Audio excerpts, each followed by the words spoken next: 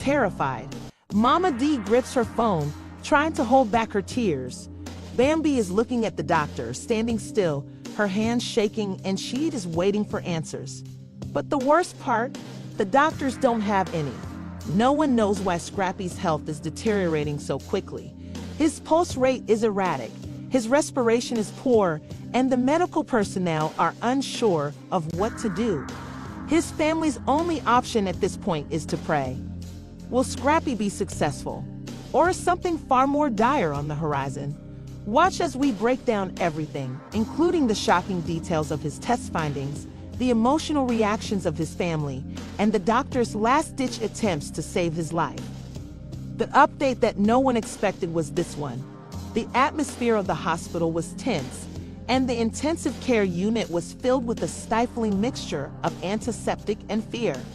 The constant beep of the monitors filled the room, a somber reminder that every second mattered. Lil Scrappy lay motionless in the hospital bed, his chest hardly rising and falling under the weight of the equipment holding him steady. Once vibrant and full of life, the rapper was now a fragile individual caught in a life-or-death situation. His breathing was labored, his ordinarily assured face was pale, and his condition was deteriorating every second. Bambi sat next to him, trembling as she held his hand. Her normally immaculately manicured nails had chipped due to the tension of the past several days. Her eyes were swollen from constant crying, and her voice was raspy from whispering pleas that seemed to go unanswered. "You promised me that you wouldn't leave me," she said, pressing her fingers to his cheek in the hopes that he would move. "Scrappy, baby, please, you have to fight." Even though she seemed to be holding herself together with her arms crossed tightly, her occasional sniffle showed her broken heart, and she rocked slightly on her feet and muttered to herself, "Lord, don't take my son." Mama D, the fierce matriarch who had always been a rock, stood near the door and watched with lustrous eyes, but all she could do was watch helplessly after fighting for her son all her life and shielding him from the outside world. Not in this way. Even though he had previously delivered bad news, this case made him feel different.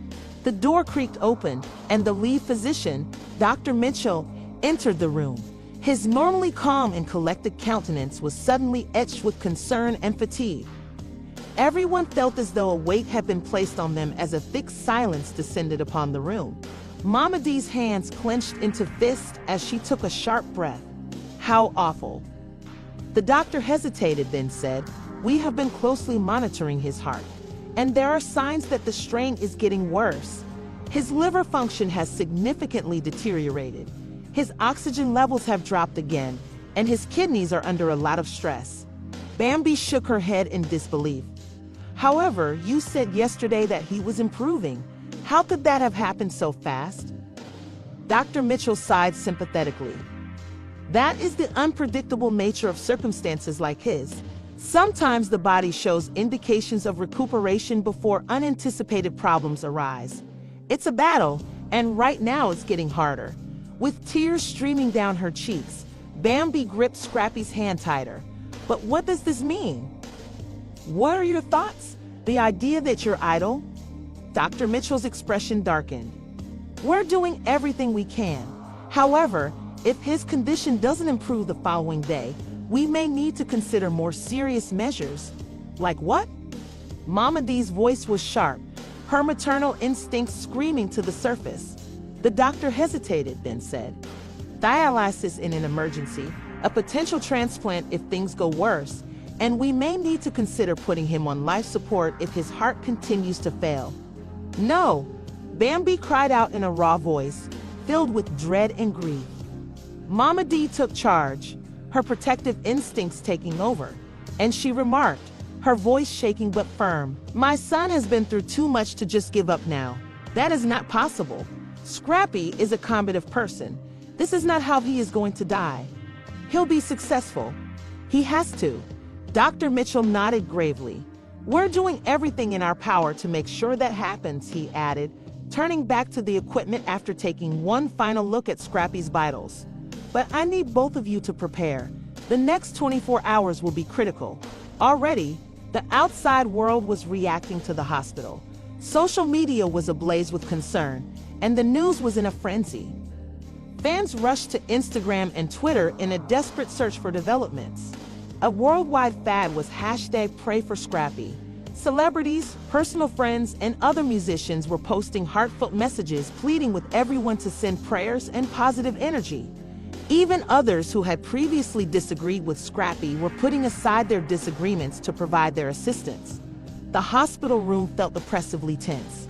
The quiet between Bambi and Mama D was laden with unsaid anxieties. Bambi finally made a statement. "We need to call everyone," she said resolutely, "and we need every prayer we can get." Mama D nodded and pulled out her phone. "We're doing more than just praying. We are fighting." The constant beeping of the machines around Scrappy was a reflection of how serious the situation was. As the night went on, one concern remained. Would prayer be enough to save him this time? The stress in the hospital was unbearable. Every second appeared to last forever because of Scrappy's fragile state. His fate was in jeopardy, and the only sound in the room was the beeping of the monitors. Bambi wiped away her tears and tried not to cry, but the stress of the situation was wearing her down. Despite her strong demeanor, Mama D was crying on the inside. Outside the hospital, the situation was just as dire. The news of Scrappy's deteriorating health had spread widely. Fans had gathered outside the hospital, praying, holding candles, and hoping for a miracle, desperate to hear any new information. Paparazzi with flashing cameras swarmed reporters anxious to get any inside scoop. The media was going berserk, with every major outlet covering the news. The headlines screamed, "Little Scrappy's condition is becoming worse, and the family is in despair." Doctors' worst fear, will Scrappy survive? Breaking, Lil Scrappy might need life support. Scrappy's closest friends, Kirk Frost, Rashida, and Young Jock, came in through the open door, their faces white with anxiety, and they rushed to Bambi and Mama D. "Hey, what on earth is going on?" Young Jock demanded, her voice shaking with urgency. "I thought he was getting better." Bambi shook her head, unable to come up with anything to say. Mama D took a deep breath and stated, "The doctor said his organs are struggling, and his heart is under too much pressure." Rashida gasped and grabbed her mouth. With a step forward, Kirk Frost stroked Bambi's shoulder and said, "Oh my God, this isn't possible." Bambi's eyes welled up with tears as she spoke. "All I need is for him to wake up. For Scrappy, we have everything you need. We are available to you." Everyone held their breath as they froze as Dr. Mitchell reappeared, his countenance blank. "He must fight for me," he replied slowly. "We've done further tests." Pausing to examine Scrappy's unconscious body before going on, "The results, they don't promise anything." Bambi was really about to pass out. Kirk grabbed her and restrained her. "What does that mean?" "Croaking," she said. With a sigh, Dr. Mitchell's eyes were serious. "His kidneys aren't working as properly anymore. His heart beats erratically. He may have total organ failure if this continues." There was a collective gasp in the room. Young Jock balled his fists. "No, dude, this is incorrect. You guys must be able to do something." "Doctor." Mitchell nodded his head. "We need to wait for his body to respond before we proceed with high-dose therapies and dialysis. If it doesn't, we may need to consider putting him on life support." "No," Mama D screamed, her voice breaking. "My kid is strong. No machines are necessary for him to live." Dr. Mitchell softened his expression. "I am aware that this is difficult, but we are running out of choices." The room became silent as the effect of those words took hold. Then suddenly, the cardiac monitors started beeping strangely. Bambi turned her head toward the TV. Dr. Mitchell rushed to the patient's bedside as nurses streamed into the room, asking, "What's going on? What's the matter?" Young Jock yelled, "His pulse is pounding. Take action." Panic is starting to set in. The nurses hurriedly adjusted machines and injected medications. The stress was unbearable as everyone watched, their hearts pounding in time with the unpredictable beat on the screen. Hours went by quickly, but finally the beeping stopped. All right, we have him steady, Dr. Mitchell said. That being said, this suggests that the situation is urgent. Bambi collapsed onto a chair, burying her face in her hands. With a cry, "This is impossible. I can't let him go." Mama D knelt beside her, her hands clasped together. "Baby, we're going to fight. We're going to fight with all of our might. We won't lose him." Young Jock paced the room and shook his head. "This isn't as things should be. It doesn't seem real." Then, as if the universe had heard them, Scrappy twitched his fingers and his eyelids moved slightly.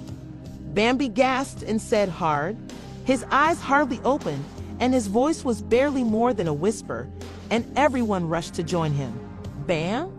I'm here, baby," Bambi said, choking on his hand as she sobbed. "I'm here." Scrappy struggled to look him in the eye. His breathing was shallow, and he gently stepped in. "You've been in the intensive care unit, Scrappy. Your body is fighting hard." Scrappy swallowed, trying to understand. "Am I going to die?" Bambi quickly shook her head and said no.